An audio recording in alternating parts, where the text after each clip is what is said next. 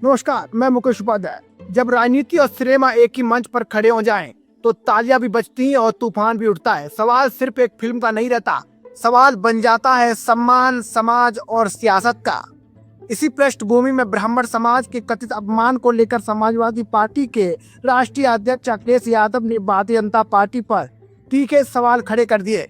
उन्होंने social media मंच x पर एक विस्तृत टिप्पणी करते हुए आरोप लगाया है कि भाई, वर्तमान में चर्चा में चल रही एक फिल्म का शीर्षक न केवल आपत्तिजनक है बल्कि बेहद अपमानजनक भी है।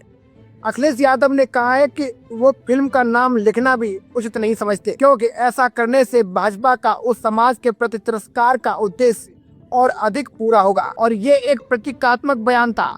संदेश साफ था कि भाई, विवाद सिर्फ नाम का नहीं, नियत का है। सपा प्रमुख ने अपने वक्तव्य में भाजपा पर एक व्यापक राजनीतिक रणनीति अपनाने का गंभीर आरोप लगाया। उनके अनुसार भाजपा का एक पुराना तरीका है किसी समाज के कुछ लोगों का इस्तेमाल उसी समाज के खिलाफ करना। अखिलेश यादव का कहना था कि इस रणनीति के तहत किसी विशेष समुदाय को टारगेट किया जाता है, उसे अपमानित या आरोपित बनाया जाता है और फिर राजनीतिक लाभ लेने की पूरी कोशिश होती है। यह आरोप सीधे तौर पर उस कथित फिल्म विवाद से जुड़ा है, लेकिन इसके निहितार्थ कहीं बड़े हैं। दोस्तों, ध्यान देना, अखिलेश यादव ने कहा है कि भाजपा कभी बयानबाजी के माध्यम से, कभी बैठकों या नोटिसों के जरिए, तो कभी अपने संसाधनों का उपयोग कर विज्ञापन, प्रचार सामग्री या फिल्म बनवाकर विवाद खड़ा करती है और ये उसका पुराना तरीका है। और जब मामला बढ़ जाता है तो गिरगिट की तरह रंग बदलकर घड़ियालू आंसू बहाने लगती है। उनका ये बयान सिर्फ एक राजनीतिक प्रतिक्रिया नहीं है, बल्कि एक गंभीर आरोप है कि बयान योजनाबद्ध होते हैं और फिर राजनीतिक लाभ के लिए नियंत्रित भी किए जाते हैं। उन्होंने आगे कहा कि ऐसी फिल्म का नाम बदल कर भी रिलीज नहीं करना चाहिए। उनके अनुसार जब तक निर्माताओं को आर्थिक हानि नहीं होगी, तब तक ऐसी फिल्में बनना बंद नहीं होगी। ये एक स्पष्ट संदेश था कि विरोध सिर्फ प्रतीकात्मक न रहे, बल्कि ठोस परिणाम सामने आए।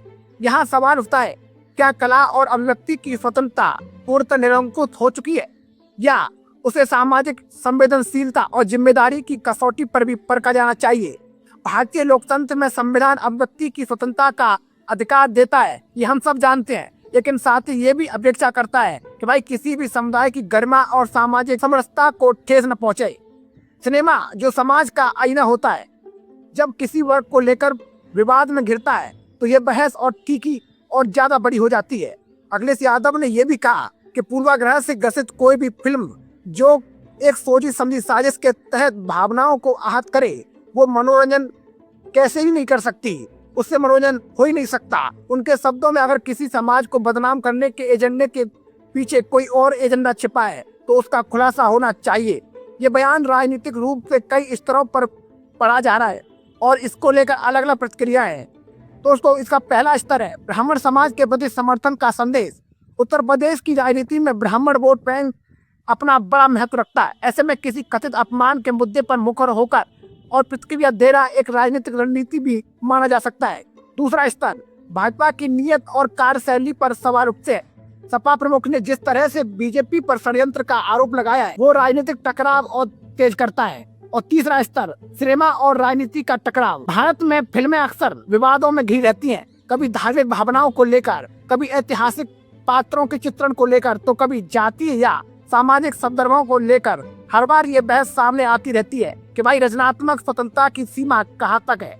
अखिलेश यादव का बयान इस व्यापक बहस का हिस्सा बन गया है।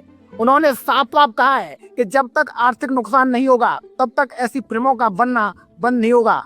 ये एक तरह से बहिष्कार की राजनीति का संकेत भी है, जहां दर्शकों की प्रतिक्रिया ही अंतिम फैसला करती है। लेकिन दोस्तों, ध्यान देना, दूसरी ओर ये सवाल भी उठता है कि भाई, क्या हर विवादित विषय का साजिश कह देना उचित है?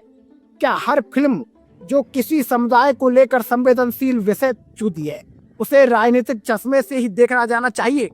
सियासत अपना एक स्वभाव है और वो हर मुद्दे में संभावना तलाशती है। भाजपा और सपा के बीच का वैचारिक और राजनीतिक संघर्ष किसी से छुपा नहीं है, ये हम सब और आम जनता भी जानती है। ऐसे में फिल्म का ये विवाद भी उसी बड़े संघर्ष का एक अध्याय बनता दिख रहा है। ब्राह्मण समाज के संदर्भ में ये मुद्दा संवेदनशील हो जाता है, तो इसलिए उत्तर प्रदेश की राजनीति में सामाजिक समीकरण बेहद जटिल होते जा रहे हैं। कोई भी बयान, कोई भी प्रतीक, कोई भी आरोप सीधे वोट की राजनीति से जुड़ता जाता है और अखिलेश यादव ने जिस तीखे अंदाज में प्रतिक्रिया दी वो उनके राजनीतिक तेवर को भी साफ साफ दर्शाता है। उन्होंने न सिर्फ फिल्म के शीर्षक को अपमानजनक बताया बल्कि उसके पीछे संभावित राजनीति का उद्देश्य भी पूरा पूरा निखार के रख दिया है। उन्होंने भाजपा पर गंभीर आरोप लगाए हैं। जहां एक और महत्वपूर्ण प्रश्न है दोस्तों, क्या राजनीतिक दलों को सांस्कृतिक और रचनात्मक मुद्दों पर इतनी आक्रामकता भूमिका निभानी चाहिए या फिर जिम्मेदारी समाज और न्यायिक संस्थाओं पर छोड़ देनी चाहिए? लोकतंत्र में विरोध और असहमति का अधिकार है, ये हम सब जानते हैं। हर किसी समुदाय को लगता है कि उसकी भावनाएं आहत हुई है तो वो आवाज उठा सकता है, लेकिन साथ ही ये भी जरूरी है कि संवाद और तथ्य के आधार पर समाधान निकले, न कि शीर्ष आरोप प्रत्यारोप के आधार पर। फिलहाल इस पूरे प्रकरण ने एक बार फिर ये दिखा दिया है कि राजनीति, समाज और सिनेमा के बीच की रेखाएं कितनी धुंधली हो चुकी हैं। एक फिल्म का नाम भी राजनीतिक विमर्श का केंद्र बन सकता है, एक टीवी डिबेट का संदेश बन सकता है। अखिलेश यादव का बयान स्पष्ट है, ऐसा सिनेमा जो किसी समाज को बदनाम करने के एजेंडे से प्रेरित हो उसे न तो समर्थन मिलना चाहिए और न ही उसको एक बड़ा मंच। उनका कहना है कि नाम बदलने से बात नहीं बनेगी, असल मुद्दा सोच और नियत का है। तो दोस्तों अब देखना यह है कि इस बयान के बाद विवाद किस दिशा में पलटी मारता है। क्या निर्माता कोई कदम उठाते हैं या सरकार प्रतिक्रिया देती है? क्या ये मुद्दा चुनावी बहस का हिस्सा बनेगा? राजनीति में प्रतीक बहुत मायने रखते हैं और जब प्रतीक भावनाओं से जुड़ जाएं तो उसका प्रभाव और बढ़ जाता है।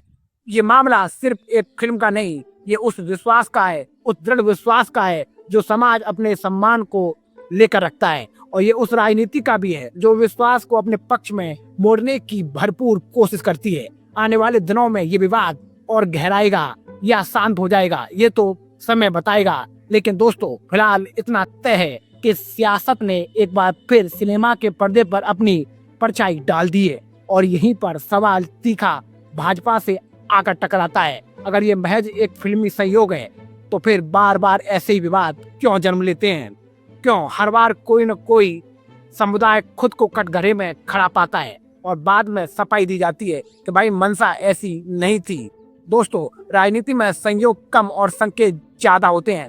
अगर सच में किसी समाज का सम्मान सर्वोपरि है तो फिर ऐसी सामग्री बनने से पहले संवेदनशीलता क्यों नहीं दिखाई जाती? क्यों विवाद भड़कने के बाद ही दूरी बनाई जाती है? आलोचकों का आरोप है कि पहले माहौल गरमाया जाता है, ध्रुवीकरण होता है, बहस तेज होती है, टीवी डिबेट होती है और जब राजनीतिक लाभ का अनुमान लगा दिया जाता है तब बयान बदल दिए जाते हैं। भाजपा ये भी पूछा जा रहा है, दोस्तों ध्यान देना, भाजपा से ये भी पूछा जा रहा है कि क्या वो साफ तौर पर कहेगी कि भाई किसी भी समाज के सम्मान से खिलवाड़ बर्दाश्त नहीं होगा, चाहे वो ब्राह्मण हो या कोई और वर्ग? क्या वो ऐसी फिल्में और अभियानों से खुद को सार्वजनिक रूप से अलग करेगी? मुद्दा केवल एक शीर्षक का नहीं है दोस्तों, भरोसे का है। अगर बार बार समाजों के आत्मसम्मान पर चोट की आशंका पैदा होगी तो राजनीतिक मंशा पर सवाल उठना बिल्कुल स्वाभाविक है। अब गेंद बीजेपी के पाले में है, वो स्पष्ट रुख लेकर विश्वास मजबूत करती है या फिर इसे भी एक और विवाद मानकर आगे बढ़ जाती है। तो दोस्तों मैं था आपके साथ मुकेश उपाध्याय। अगर आपको हमारी जानकारी अच्छी लगी हो तो कमेंट बॉक्स में जरूर बताएं। जय हिंद, जय भारत।